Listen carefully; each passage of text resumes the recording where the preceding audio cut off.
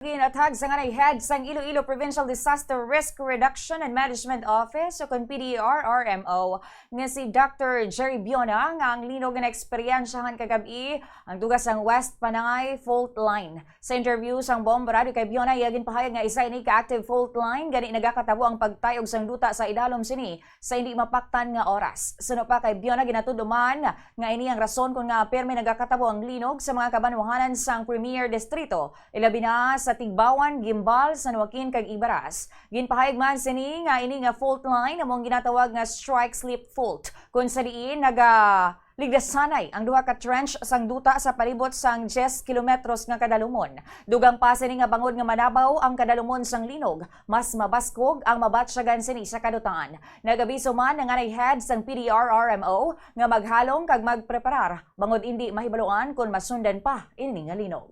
Ina siya active fault line, so ang iya sina nga paghulag nagaligdasanay ang isa ka trans isa ka tinipik sang duta nagapakadto diri kag ang isa naman nagapakadto diri.